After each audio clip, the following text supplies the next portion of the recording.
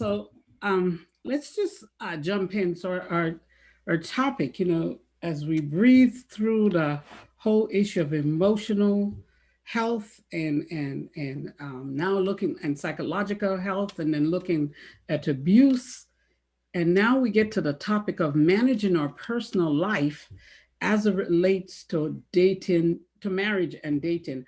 I'm going to flip that a little bit and start out with the dating piece first. I want to talk about dating first and then marriage, because hopefully everybody who's married on the line dated at some point before they just, unless it was an arranged marriage and then you showed up, marriage at first sight, and so that's what you have.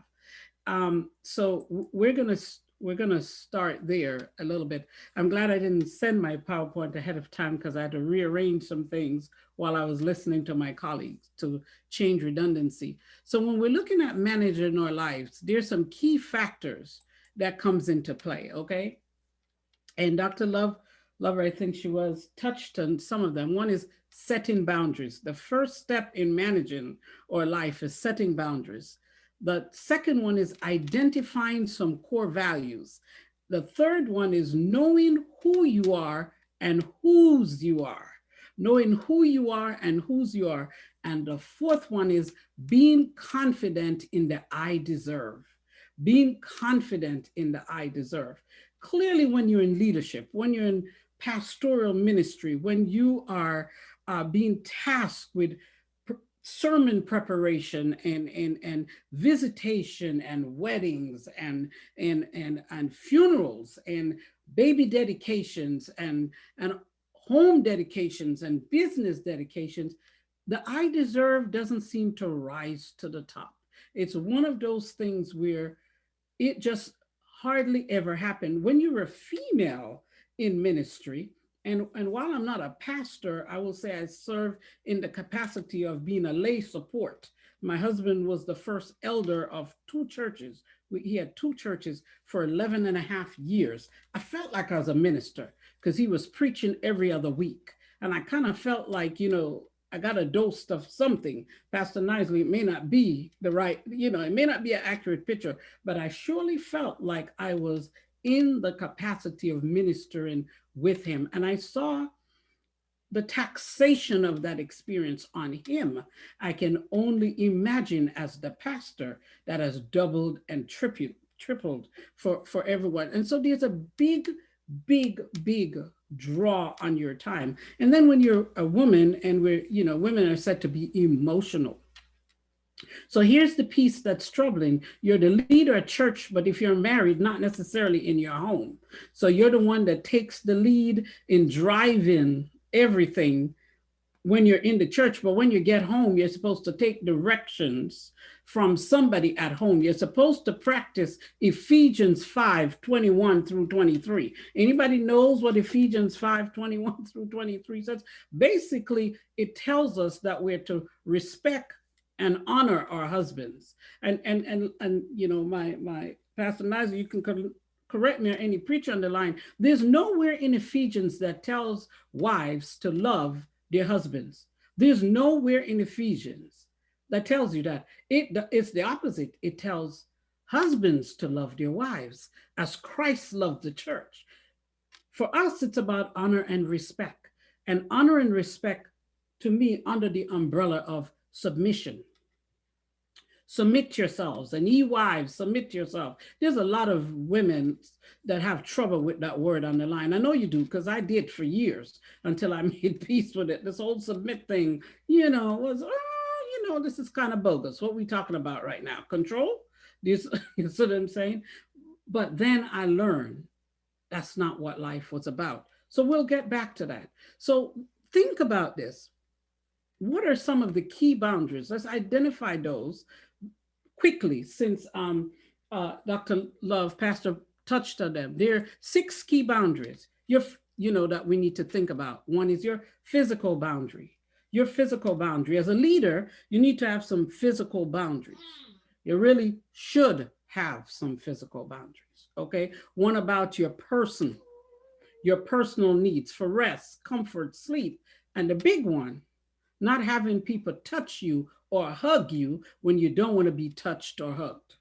When you get into that space as a female, everybody wants to hug the pastor. What if you're not a hugger? That's a violation of your boundary. You want to extend your arm if you're not a hugger. So the physical boundary, and I think as Sarah talked about, when that physical boundary is violated, abuse rolls in real quick. High level, just doing that one. Second one is your emotional boundary. We talked about that. What's your emotional boundary? It's all about respecting and honoring your feelings and your energy. So you have the right to say, I'm sorry, I don't want to discuss that right now. I'm sorry, I don't want to take on that energy right now. I'm sorry, this is overwhelming for me. You know, you're sitting, after you've preached the sermon, it's 2 o'clock in the afternoon, and you need rest, comfort, and food, but you're still in the pastoral vestibule with the member who is having what I call emotional diarrhea. They just cannot stop talking, and your stomach, you're doing everything to keep your stomach from growling because you just need something to eat. You have the right to say, my sister, my brother, I hear you. I'm with you. Shall we pray together real quick and talk about this a little later? There is not much more I can take in. Can I refer you to a clinician that can help you process through this a little bit more than I can today? So respecting that emotional boundary and having someone validate, yes, Pastor, you've been listening for a while. Thank you so much for your time. The violation of that boundary is someone turning around and saying to you, well, you're the pastor of the church and you're supposed to listen. You're supposed to be here for me. And then all of that coming into play. The next one is your time boundary. Your time boundary. This one is really difficult. The time boundary. It is important to protect how your time is utilized. Nothing that says the pastor has to subject, as Pastor Billingsley said, herself to 4 hours worth of a board meeting. That's going nowhere. That's going absolutely nowhere. There's nothing that says the pastor cannot say, okay, guys, we seem to be in a place where we can't have some agreement. Let's move on to the next agenda item and table this one for another time. Nothing that says you have to have your time boundary violated. The second one around time is it's difficult for a female. It's difficult for us not to overcommit. We are big on overcommitting. There's a saying that says, if you want something done, ask a busy person. And that is where we fall. Oh yeah, I can do that. Sure I can. Of course I can. But we've overcommitted our time boundaries. And so the key there is to establish some priorities. Prioritize.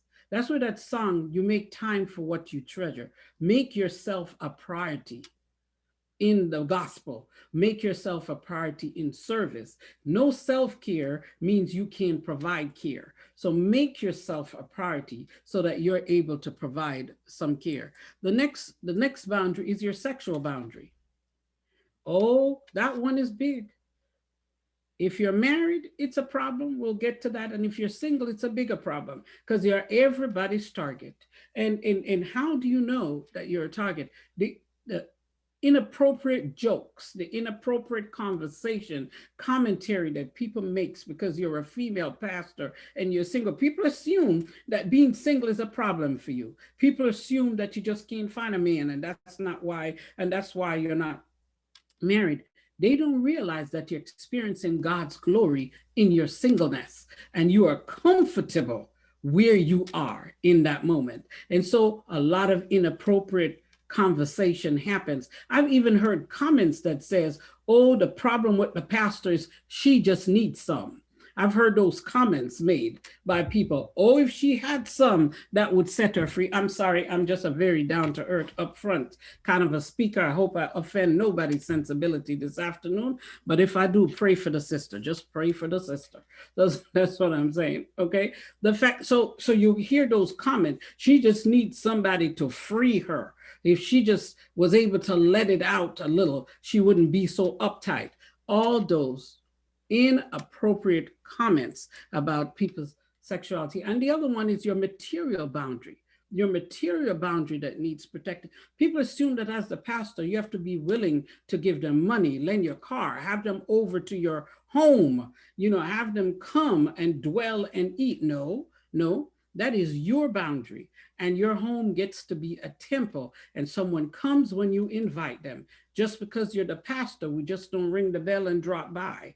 Because if you're the doctor, they wouldn't ring the bell and drop by. If you're the therapist, somebody wouldn't just ring the bell and drop by. And so having those boundaries respected are very, very important as you are in service. And then the last one around boundary is your intellectual boundary.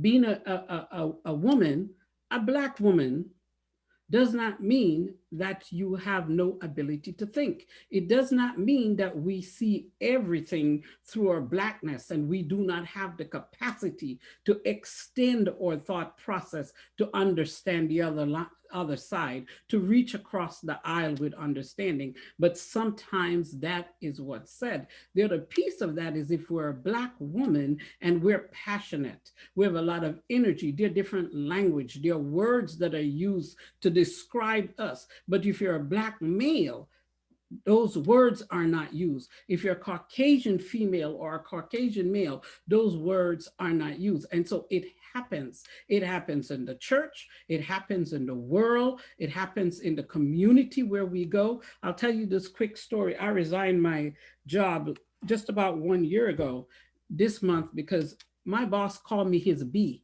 I won't finish that. I know you can do that. He did. A white male, about 6'7", 300 pounds, and he had been my boss for 3 years. And he said it was a term of endearment. He was letting me know how much he valued all I brought to the table. And I can tell you when he said it, it was so shocking. I literally ran out of his office and went to the restroom and threw up. I literally physically got sick to my stomach. I came back in, rinsed, got a mint, came back in, and I said to him, I said, I have a question. I believe I heard you wrong. I had to have heard you wrong. So what did you just say before I went running out of your office? And he repeated it as if it was just butter slipping off a hot knife. He did not even stop. And in that moment, I knew I had to go. I knew that my career as an executive leader for the state of Tennessee, I knew it just ended. I knew I was done. I knew there was no way I was going to put up with that. And so I made the decision. I reported him. Of course, they came back and said he didn't do anything wrong. See, this is what I'm saying. As a female, we endure so much. And our boundary says, nope, that's not okay with me. And for that reason, in the words of Mark Cuban, I'm out. That's where we have to be. But that is the level that we need to go to manage our personal life. Want to go back in terms of managing our personal life, we have to have those boundaries in place. And they have to be so clear that individuals know when they cross them, this is the end result. So when you cross my boundary, this is what it means. There is no room for violation of my boundaries. This is where I am. But we have to communicate that. We have to communicate that with confidence, and we have to communicate that with belief. The minute we shift those boundaries, somebody gets to say, well, that wasn't real. She was only saying that, but she didn't mean that. And so I want us to be very much aware of that. The next one I want to talk about is our core values. You can't have boundaries unless you know your core values. You cannot have boundaries unless you know core values. What are those core values? Fidelity, relationship with Christ. What are those? Honesty, trust. What are those core values? You have to be able to identify those before we know what our boundaries are. Because if you have no value, people will cross boundaries right, left, and center. You won't even recognize it because we don't value ourselves. One more thing, boundaries are not walls that we erect around ourselves so that people can't get to us, so that we can isolate, so we get to a place where people cannot reach us. That is not why we have boundaries. Boundaries are values that we place on ourselves. It says, I value me, and because I value me this much, I need you to also value me. That's what the boundary says. It doesn't say you can't get to me and I'm not reachable and I'm not approachable. It just says these This is the value that I place on myself. Anybody who is camera ready, a sister like to speak to people, not a name or a phone. So if you can come on a camera, it would really encourage me so I know you're there. That would be helpful. So know your core values. Know those core values. Okay? Know those, set them, know them, stand by them, honor them, so that they can help you as you move through managing your life. Okay? The next thing I want to mention is the I deserve. Well, let me back up for a second and say, know who you are and whose you are. First, know who you are. I'm an Idly Melville Chester, a caring servant of God. I know who I am. I'm a child of God. He died and left Calvary just for me. Now, don't get me wrong, he left for you too. But in my place of where I am, he left for me. And if I was the only sinner, he would have still left Calvary for me because I was worth saving. Okay? So know who you are and whose you are. Once you know whose you are and who you are, then you're not trying to find yourself. And as you're serving in the church, you're not trying to find yourself. You're already found. Not only did he find you, he found you, he saved you, and he put you on a path to serve and represent him and to draw others to him. So you're already found. There's no confusion in the walk. There's no confusion in the ministry. There's no confusion in the direction. There's no confusion about what it is you're supposed to do, because you already know whose you are and who you are, and you understand what your purpose is because he's already defined that. So it doesn't matter what anybody says. You know, I'll tell you this story about me. I get up in the morning and I get dressed and I look at myself and say, girl, you look great. See, I'm not looking for any affirmation. I've already affirmed myself. So it doesn't matter if somebody doesn't think I look great. My response is, I don't remember asking you for an opinion. You know what I'm saying? I'm already okay with me. You know what I'm saying? And that's weird because God has already said I'm enough. He's already showed me that I'm enough. So I don't need anybody else to validate where I stand. And so for every woman that's listening here, know who you are and know whose you are. And when you do that, you can walk into this direction, this purpose that he has given you to go and lead, to go and serve, to go and bear witness, to go and deliver, to go and let him use you to draw others to him so they can also enter into a saving relationship with him once you know whose you are. And then the last one I want to mention is the I deserve. Do you know what you deserve? Do you know what you deserve? Do you know? Somebody told me yesterday that we should always feel like we're not good enough. See, I don't really buy that. I don't buy that because Christ didn't die for people that weren't good enough. See, I don't believe, you know, a preacher can correct me any minute if they want to, but I don't believe he left all of Calvary to come die for people who weren't good enough. I believe he looked at us in our sinful, imperfected place and say, that's my child. Go get my children. Go get my children. They're worth dying for. And because of that, I deserve everything that he wants for me. The scripture says, I wish above all things that you prosper and be in good health, even as your soul prospereth. All things, not some things, not little things, not a few things, but all things, which means everything that he has for me, I want, because he already tells me that's what he wants from me. And so if I believe I deserve the things that he wants from me, then I only have two things to do to get them. I need to believe and activate that belief in faith in the way I walk with him. I need to believe and then activate my walk in that faith through my experiential relationship with him, not through my head relationship with him, but through my experiential relationship with him, where I can say, I know that I know that I know that I know that Jesus loves me, that Jesus dies for me, that Jesus wants to save me, that he left Calvary for me. See, when you know you I deserve, You know your I deserve. You see, I'm not telling you this just to make it up. See, I got COVID-19 the week before Thanksgiving. I've had two friends this week who died from COVID-19, and I'm still trying to figure out why am I here. And then I remember that he said I was enough, and that's why I am here. I can't explain why they're not here, but I'm telling you that I know for sure that I should have died. I know that. I'm recovering from heart surgery and I have diabetes. So COVID should have taken me out.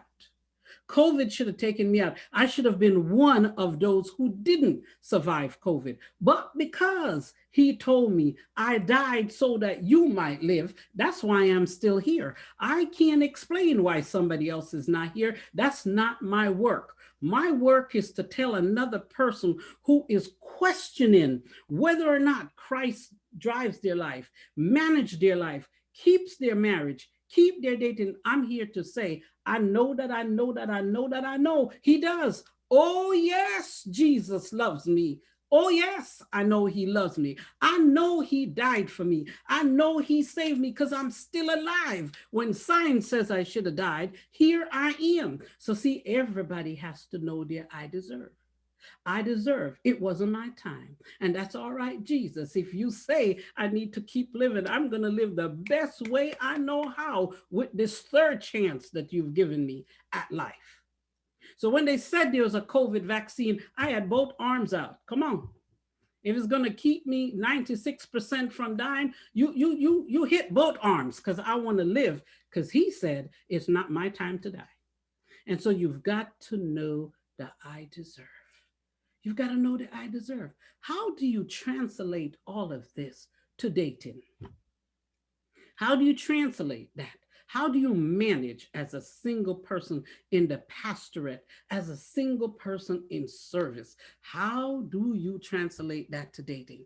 And here's the first way you translate that to dating, is knowing that dating has a three-pronged approach. It's God, it's self, and then it's others. God, self, and others. God, self, and others. That's the first step. So when it's God, here's what it is. Relationships are created and its development is intertwined in one's relationship with God. So relationships are developed and they're intertwined in your relationship with God. So no relationship with God means zero relationship with yourself and with others. If we have no relationship, and our relationship with God can't come from weekly sermon preparation. It's got to come from experience with God. Relationship with God can't be about my weekly sermon preparation. I value my ministers, or let me tell you, your job as a pastor is not different from my job as a clinician. We have a job to do. Your relationship with God go beyond the job. It goes to the experience of God in your life. So when you're doing the job, somebody can tell there is something different about Pastor Nisley. There is something different about Chaplain Walters. There is something different because there's an experience with him. The other one is, don't enter a spiritual thing without a spiritual relationship. Don't enter a spiritual thing without a spiritual relationship. Okay? Don't enter a spiritual thing. Don't enter an unequally yoked relationship. Don't enter an unequally yoked relationship. What do I mean? If you think about a yoke, it's a thing back in the day, historically, that they put around the neck of two calves to help to help pull things forward. If you're unequally yoked, one is pulling forward and the other one is pulling backward. What's going to happen is somebody's going to lose their neck, because they're not walking side by side. They are not journeying together. So don't enter that relationship. So God first, he has to be in the relationship. The relationship, the dating process should be a spiritual thing. And you'll understand that more when we get to marriage. It needs to be a spiritual journey. It's supposed to prepare you for something. It ought to make your life better, not worse. If you're single on this line, you're dating somebody and it's a miserable experience, don't just walk away, run away. Don't just walk away, run away. If when they call and ask, do you want to get something to eat, you have to say, Okay, if you insist, you're in the wrong thing. And you need to take that as a commercial. God brought that person into your life to show you what you didn't want. And so don't make it the movie. He brought that person into your life to show you what you didn't want. Believe him and run in the other direction and wait for the next opportunity. He knows the desire of your heart is for companionship and connection. He'll bring you that. Don't connect to your fear. And here's my other line: don't marry your trauma. Don't date your fear and marry your trauma. Don't be so afraid of being alone that you start dating your fear, because we're not comfortable in our own skin. We don't know who we are and whose we are. So we go date our fear and then end up marrying our trauma. So that's the God piece that I want you to think about as we look at the dating relationship. The other one, the second prong of that is self. Self. Remember, dating has three prongs: God first. The second one, one's view of self influences the development of a relationship. One's view of self influences the development of a relationship. So if I view myself as worth less, then I'm going to find a worthless person to develop a relationship with. If I am sick, I will draw a sick person into a relationship. If I'm experiencing a lack of health, I am going to draw an unhealthy person into a relationship. If I'm questioning all of who I am, I'm going to find a person who is questioning all of who they are to join into a relationship. And that's a recipe for disaster. So, first thing is to understand that how I view myself. If we're still holding on to mama saying you weren't good enough, and daddy raped and abused you and said nobody's going to want you, and this person said you wouldn't achieve anything, and four conferences didn't pick you up, and this one picked you up because this you think this is your last effort. If all of those things are what's crowding the mind, then that's what we're walking into relationship looking for somebody to validate that cognitive distortion that we have about who we are. And that makes life difficult. Okay? That's one. The other thing I want to say about self: don't enter a relationship without knowing who you are. Don't walk into a relationship unless you know who you are. The next one: don't enter a relationship unless you have a healthy communication style. Do not enter a relationship unless you have a healthy communication style. You have to know how to speak your feelings. You need to know how to say, I do not like, I feel, I do not believe, I deserve, I'm experiencing. When this happened, I feel this way. I do not want to be with you. And no, we cannot go out on a second date. We have to have a healthy communication style, not, where we go, saving one for ourselves and one for the kingdom. Because if we bring him into the church, then it's going to be a better relationship. I'm a pastor, I'm a servant of the Lord. If I am able to do that, he'll experience conversion and we're going to have a good life. Guess what? You are no Holy Spirit. You're just supposed to be used by the Holy Spirit. So conversion is not your job. So move on. When a person show you who they are the first time, just go ahead and believe them. Take them at their word. Just take them at their word and move on. Don't talk about who you are, your dislikes, your likes, your feelings, and then look for validation from somebody else. Don't look to somebody else to validate who you are. This is in the process of self. While you're in that dating process, don't look to someone for validation. Know for yourself what you like and what you don't like. Know your own ideas. Know what you want for career. Know what you want from a family. Know what kind of a home you want, what kind of a job you want, how many children you want. Don't just let them arrive later on. Know for yourself how I want children or I don't want children. No, I want to live in the country or I like a condo. I don't want any yard. Understand those things for yourself. I have debt or I have financial security. Know that for yourself. Don't hitch your wagon to someone who don't know who they are with the expectation that you're going to change them. Here's the thing: people do not change until they become uncomfortable with their circumstances and it no longer works for them. So if they're with you and they're comfortable with their circumstances, there'll be no change. So keep that in mind. The only person you can change through the indwelling of the Holy Spirit is yourself. You cannot change anybody else. So keep that in mind and don't go into a relationship without knowing how to commit. Let me say that one again. Don't walk into a dating relationship without knowing how to commit. Don't walk in a dating relationship without somebody who knows how to commit. They've never committed to anything. In your conversation, they've gone through 6 careers, 14 jobs. You're their 27th date, and they have no idea how to commit to anything. There's no evidence that they can commit. But you, for yourself, don't walk into a relationship unless you know how to commit and you have some evidence of your own commitment. Okay? That's really, really, really important to talk about. The next one is don't enter a relationship with poor decision-making skills. It could be something simple. Where would you like to go? I don't know. What would you like to eat? I don't know. Whatever you want to eat.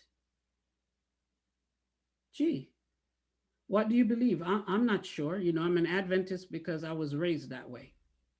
Can't make one decision. Don't enter a relationship without good decision making skills, because when the relationship is not working, you won't be able to make that decision either. You're going to plow through and push through because all you've learned is how to go along to get along.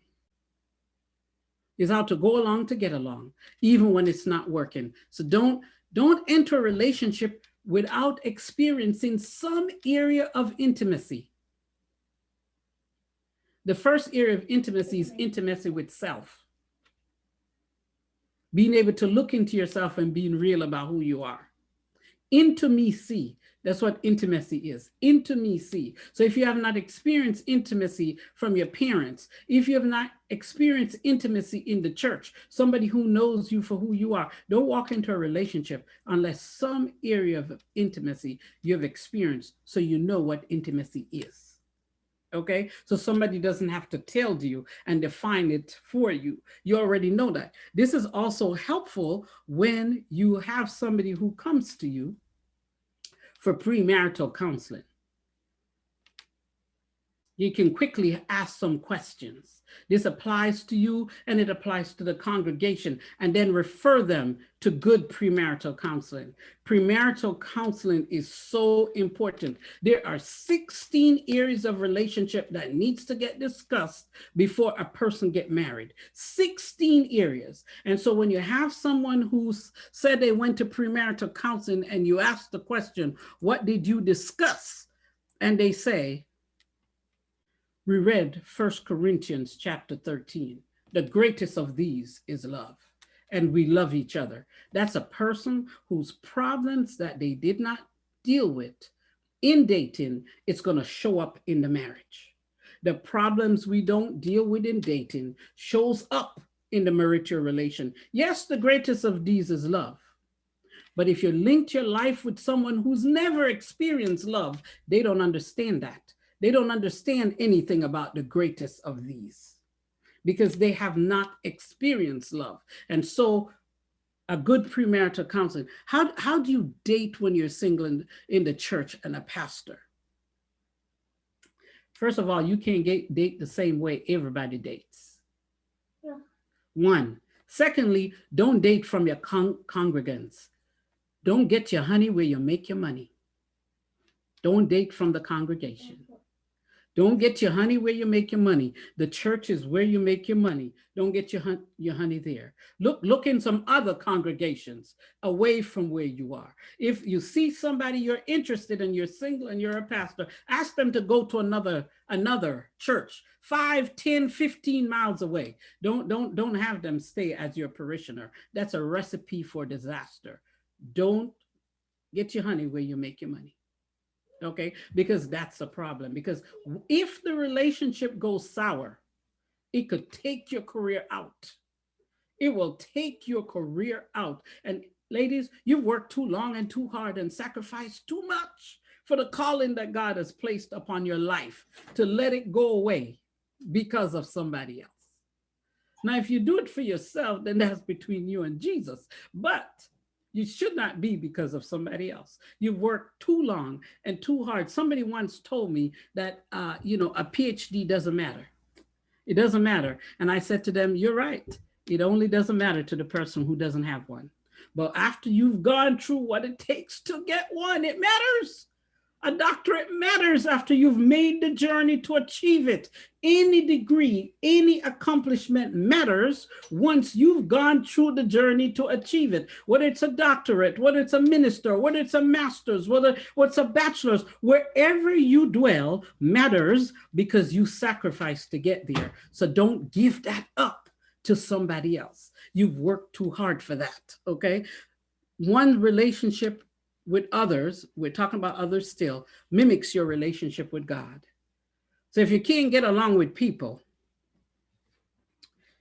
individuals who can't get along with people can't pastor a church, because the whole idea of being a minister is to minister with others. And understand, getting along don't mean you're going to agree. It doesn't mean you're going to agree. Although the Bible says agree with your enemies quickly. So there's something there. There is something there for us to take away, right? But you don't have to have tea with everybody. You don't have to have everybody become your bosom buddy. You just have to serve everybody. You just have to say, let's agree to disagree on this topic. Is there anything that you need? You don't have to. But if you don't like people, the ministry is not for people who don't like people. You got to like people to minister. And I remember somebody told me one time when I said, you don't see, there's been some complaint. I was on the church board and I said, there's been some complaint that you haven't visited. And the person said, well, I really don't like people. And I couldn't help myself. I said, so what are you doing in ministry? What are you doing here? Is this like the only career? Was religion an easy choice in college? I mean, what are you doing in the ministry? Because we have to like people to minister to people. You have to like people to be a good therapist. You have to be willing to listen to people to be in the field that we're in. And so that's the part. The third one. So the others part of that is what's important to keep in mind. Don't enter a relationship without having the capacity to be intimate with other people. Don't enter a relationship, a dating relationship, without having the capacity to be intimate with people. Don't enter a relationship where you get lost. So that's dating. So when you're dating in the ministry, it has to look different. You have to be selective.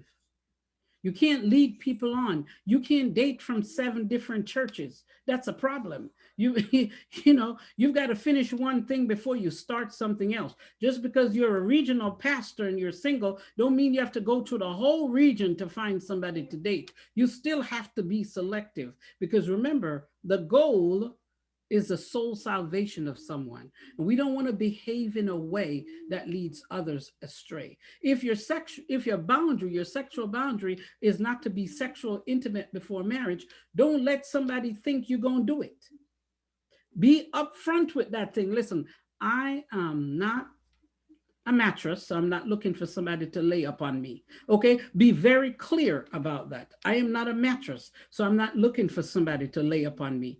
If you want dessert, I suggest you get the menu, because I am not tonight's dessert. Be very clear about where you stand. Understand that dating is like a mirror. It's supposed to show you what you want and what you don't want.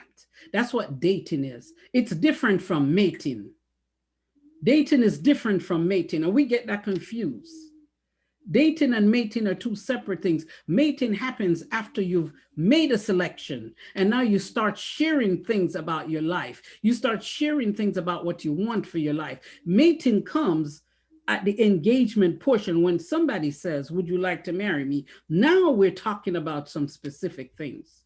Dating is not for sharing all of who you are with 15 people. And so pieces of you are all over California, North Carolina, Florida, Bermuda, wherever we're from. That's not what dating is about. Dating is not for giving our bodies to anybody who walks in the room, because the body has a memory. And when you with somebody who you marry and they touch you, you might call them Frank, because that memory is from a Frank, but the person you're married to is John. So we need to understand that the body has memory and it remembers touch.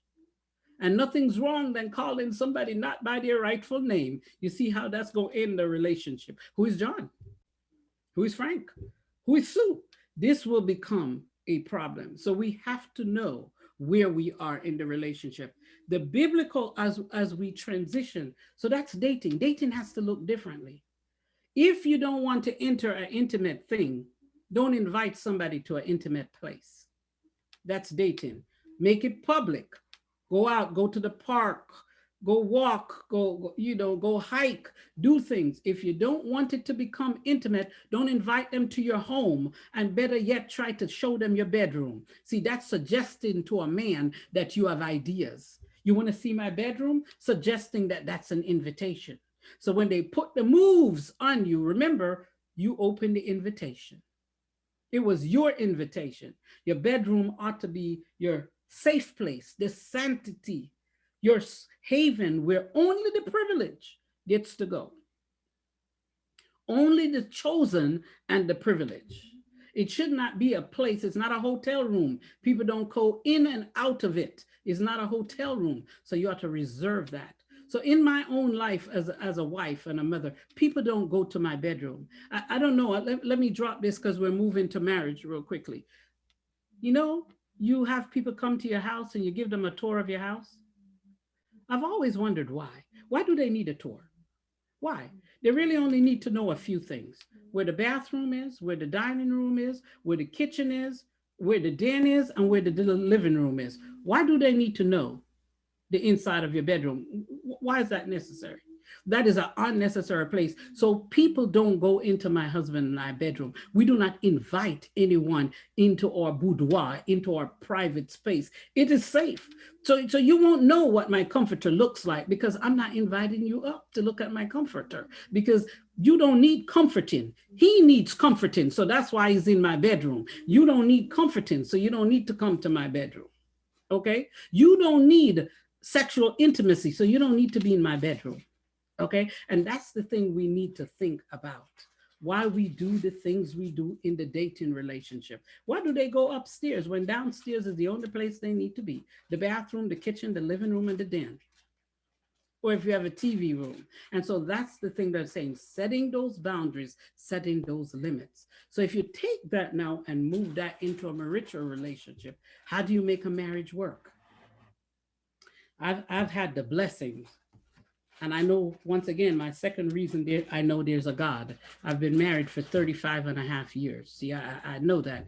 Oh, but for the name of Jesus, I would have been 4 times divorced. Do you understand? So that's my second way I know there's a God. Because in June, I'll be married 36 years. And nothing but Jesus can take you through a marriage. If there are any witness in here, raise your hand. You can't do marriage by yourself. You got to do marriage with Christ, because marriage is a Christ thing.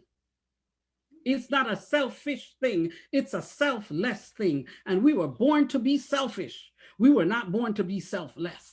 And so marriage means I got to be selfless to be in this thing. And what happens when I don't want to be selfless? What happens when I want to just make it be about me? That's where problems come in. Marriage is about honor and respect. Marriage is about honor and respect. I honor and respect my husband. He loves and cherishes me.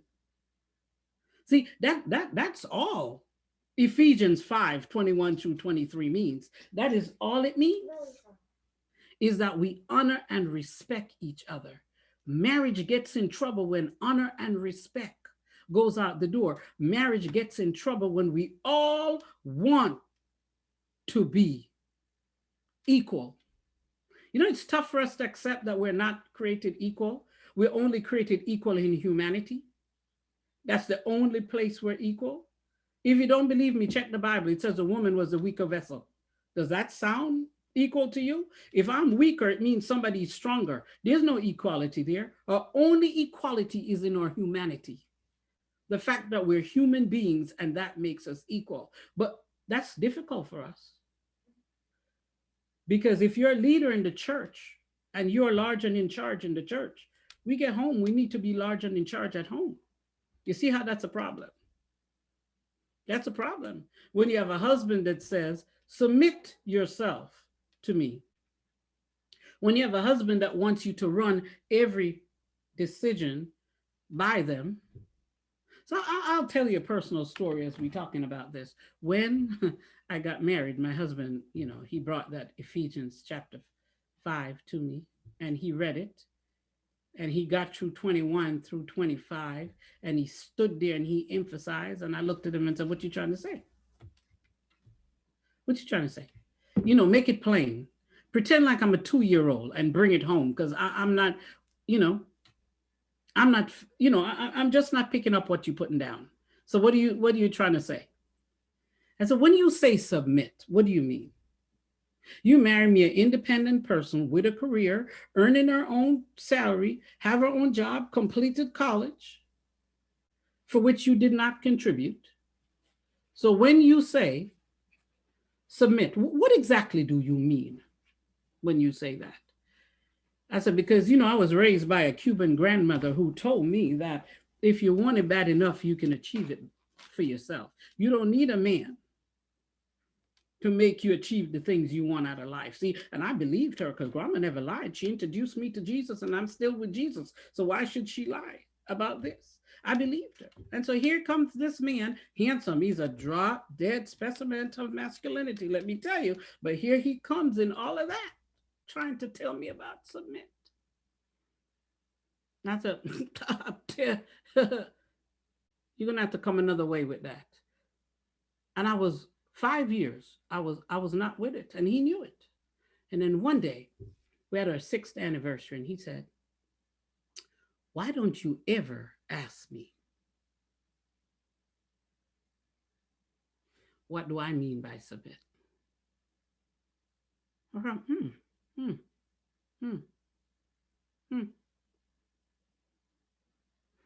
I said, so, okay, with a tude. You know how we get a tude? I said, what? Okay, so what do you mean by submit? That was my tude. I remember that. And he said, all I'm asking you to do is tell me what the desires of your heart is and what it is you want out of this marriage. And my job is going to be to make sure that you're never disappointed. I had a ha-ha moment. I was like, oh, I can do that. I can do that. Yes, I can. Yes, I can. If that's all you're looking for, I'm in. I can do that. But see, when we don't communicate for understanding and we communicate for response, it gets lost. So that's the other thing about marriage. We have to communicate for understanding, not just for a response. Okay. I noticed somebody said in the chat that they disagree with the fact that we're all created equal. And I'm okay with that. Like I said, I'm not a Bible scholar. I'm a clinician and an administrator. And so I agree with that. My belief and what works for me is understanding my role in the relationship. Now, understanding my role in the relationship, so let me clarify that, doesn't mean that I'm controlled. I believe I'm the most independent, interdependent person that's married. That means I'm me.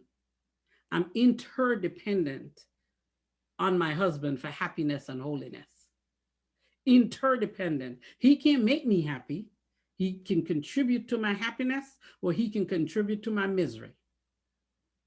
Okay? So I'm interdependent on him for happiness and holiness.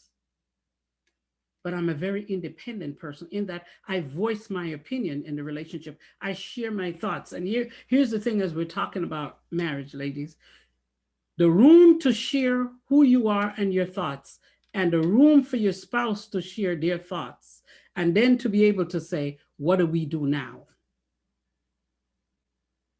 What do we do now? What's the decision we make? Because the marriage is about making a decision for the family, or if you don't have children, for the couple. So in order to make a decision for me and you, I have to know what you think, you have to know what I think, and now we can make a decision. Not you just go out and go buy a new car. Not just you go out and spend 15, $20,000 and then say, well, I'm the head of this household. So there's no days like those days. Okay. Because since we both earn it, we both ought to talk about how we spend it. Okay. That so just not to get misinterpreted. When I say we're not equal, I don't mean we're not equal in terms of value. I'm talking about the expectation as I read the Bible and understand it is that the male, the husband, is supposed to drive the direction of the home, spiritual leader in the home, supposed to be the person to make sure that we're safe, that we have dwelling, that there's security, that all of those things are in play. And my role is to be a helpmeet, to be there to support, to be there to push, to be there to encourage, to be there to enlift. It doesn't say I need to go first and make the lead.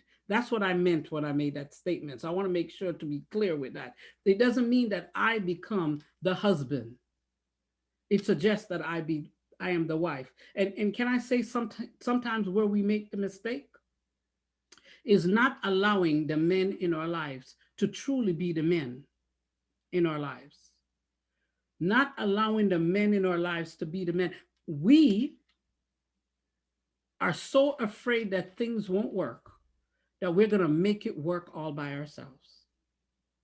So if there's $50 short in the budget, we want to pick up another trade, another shift, another something to bring the $50. We don't want to have the conversation that says, hey, listen, looking at the budget, we're going to come up a little short this month, and allow our spouse the freedom to say, okay, I have a plan. You don't worry. It will be there before the time is for us to cover that bill or to cover that expenses. No, we gonna make a way out of every way without giving them the freedom to do what it is that they're called to do. And that's what I mean when I said that. Sometimes we're not that good. And if you're in a leadership role, if you're in a leadership capacity where you've been solving problems, you've got three quick fixes to a solution because that's what you do.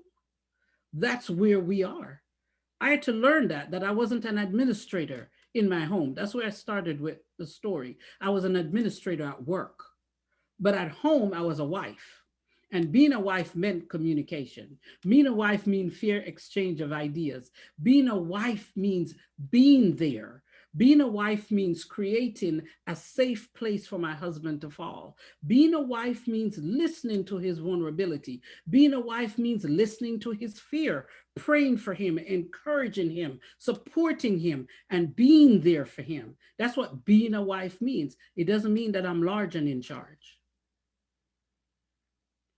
It means that I'm supporting him. He's very interesting. If you meet him, he says, I'm the boss of my house. I put both of my foot down in my house. My wife just tells me which one to put down.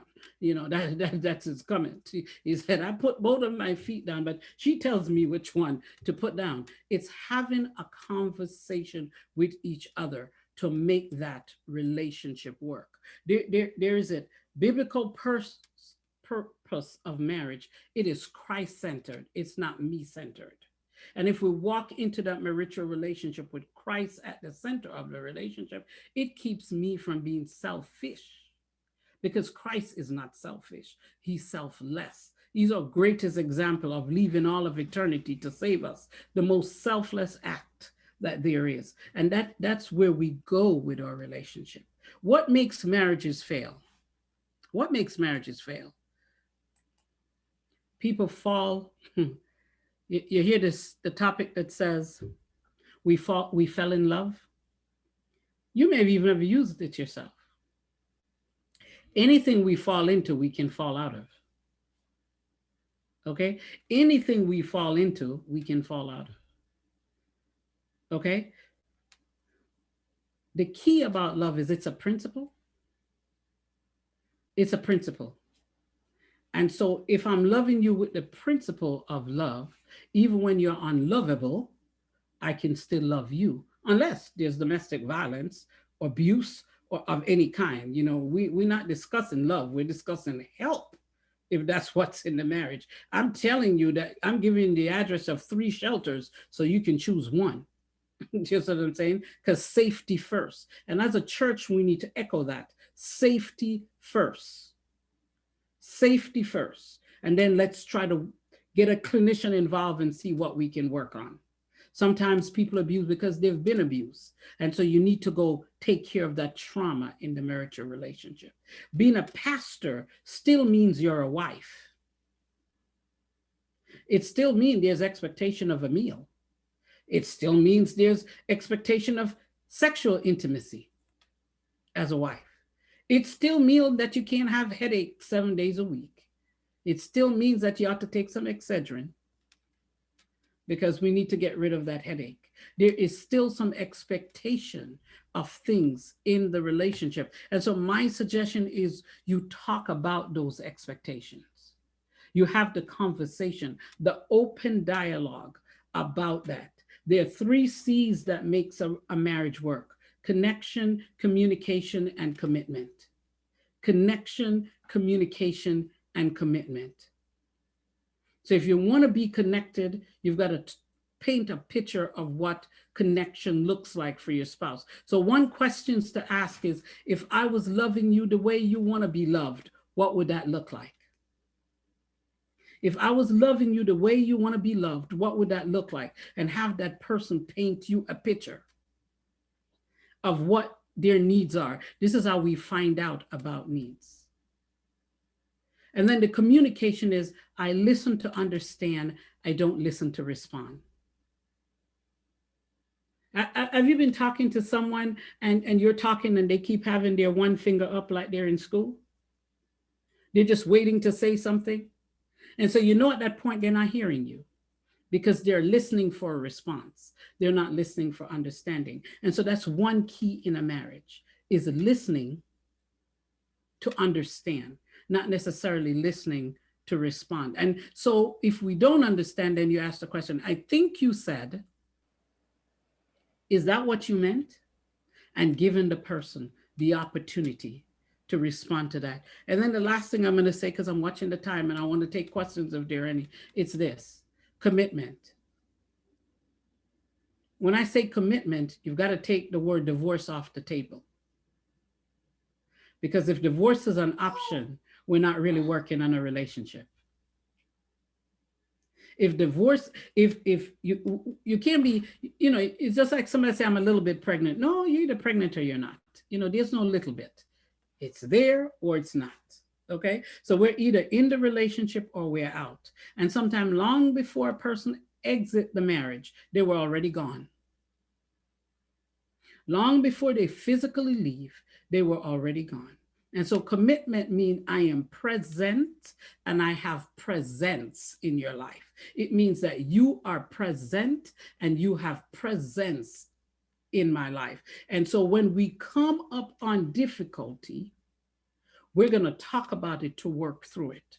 Let me leave this last tip before I take question with you. If you're having a conversation for more than 45 minutes and you're not going anywhere, it's time to call. Somebody needs to call a timeout to the conversation. Somebody needs to say, okay, I appreciate the fact that we're trying to talk about this, but it doesn't seem like we're making any headway. Can we put it on pause? Can we take a timeout for a little while? Now, the key to that is you've got to go back and finish the conversation. But exhaustion is not a good time for a conversation. Just before bed is not a good time for a conversation. When somebody's watching the football game, it's not a good time for a conversation. When you're preparing your sermon, when you're preparing for something, is not a good time for a conversation. So we've got to find the appropriate time, place to have the conversation. There's nothing wrong with saying on Thursday evening, do you think you have some time that we can talk? And setting the time aside for the conversation and being clear about how you feel about what you want to talk about before bringing that conversation to the table. I hope this has been helpful. I try to pack a lot in one conversation because of time. And at this point, I'll feel question. Thank you so much, Auntie Anne. Totally, truly appreciate you. We will take two questions because we do. Yes, I've seen a lot of chat going on, and so do you ladies have any questions in your inbox? There was one question that came through earlier, and it was on the subject of boundaries. And the question is, how do you maintain physical boundaries without offending the saints?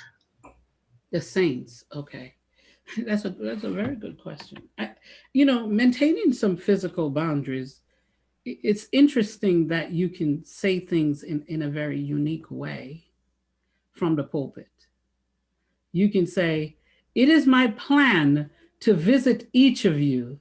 Since this is a large congregation, whatever, it might take me some time, but I am going to try to come and visit each of you as much as I can." COVID is helpful right now because there's not much visitation unless something has happened. But when we're out of that, it's just letting the folk know that you plan to visit. The other one is keeping good boundaries with your family, letting them know my husband, while he's the first man, if you're a pastor, he's my first man. So don't attack him for a conversation. Do you see what I'm saying? Don't make an appointment with him to come to the house. I am the one pastoring, he's supporting. So that's how you maintain your boundaries without being offensive, because your home is your private dwelling. Your office, the pastorate in the church, is where anybody can see you.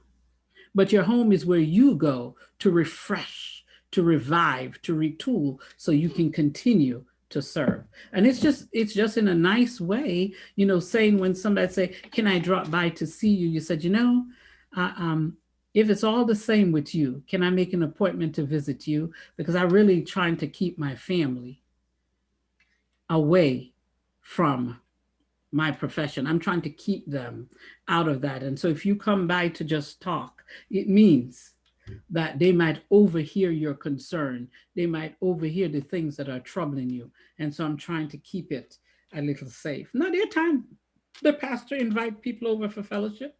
The one thing I'll say about that is we've got to make it equal. It cannot be, you know, what do you call that? That niche, that The niche, the click. the click. If you're going to invite people over, you got to try to invite everybody over. Some people can be welcome and others not, because then you have a whole different problem. Pastor's very selective about who she'll have over at her house. I guess we're not good enough. We don't qualify. You see what I'm saying? And so we have to be careful with that. So it's just in a gentle way saying, think of it this way: if you weren't a pastor, how would you keep your boundaries with others? Just look at it that way. How would you keep your boundaries? Would you just let everybody just flood your space, or would you let it be by invitation only? And look at it in the same way. Thank you so much. I want This to make sure that, nice, that whole question about equality, that we're in a good place there. That's important to me, not to leave the wrong message or the wrong impression with anyone that was on the conversation. So I'll do a raise your hand, wave, chat, or something if you still have. Okay, somebody says, advise when there's no agreement on the discussion. What do you do when there's no agreement on the discussion? The easiest thing I would say is listen to understand and then find some common ground. We don't have to have agreement, but we can find common ground. Do you see what I'm saying? We can find common ground. I hear you when you say, I understand where you're coming from. Doesn't necessarily change where I am, but I respect the fact that you have the right to the way you feel about things. And if it's a major thing, so I'll give this I'll give this quick example. 4 years ago, my husband and I had somebody come to the house to look at our windows to replace them. And we couldn't agree on how much money we should spend on those windows. And so it's just last month that we replaced the windows. And you might ask why? Why? Because the house wasn't falling apart. Rain and snow and hail and sleet wasn't coming in. So we don't have to strong arm each other into a decision. So in December, he came back to the conversation and he says, um, 4 years ago, you mentioned that we should replace the windows, and we tabled that conversation. I think it's a good time for us to revisit that. Okay. I've come to realize that you were right. The amount of money I was willing to spend on windows wasn't good for the family at the time, and still not good for the family today. So would you mind us revisiting that conversation? Absolutely not. Let's do it. And so we revisited the conversation, came to an agreement, and we have new windows. Do you see what I'm saying? What I'm saying is that sometimes, if it's not life and death that's at risk, we can afford to table a conversation for a better time. We can afford to let something sit. We can afford to let it wait. And so that's the if there's no life or death involved, we can table it and come back to it. And so that's would be the recommendation. It's there's value in waiting until you guys can at least try to see things from a different perspective. Sometimes I need to walk away and go think for myself and process for myself. And sometimes my spouse needs to walk away to think for himself and process for himself. And that's what I would say to everyone who's married on the chat. Give time for processing and then revisit the conversation to see if you can find common ground. And at the end of the day, prayer is always a useful tool, not as a weapon of manipulation, but as a tool to create understanding. Amen. Don't pray for a husband in terms of, Lord, please help my husband to be a better man. He's such a knucklehead. He's so hard-headed. I can't get through to him. But the prayer should be, Lord, help us both to find understanding with each other so we can make a decision about the things that are important to us. Amen. That's the prayer. Thank you guys so much. You've been a great audience. I've had a terrific time with you guys, and I appreciate your time.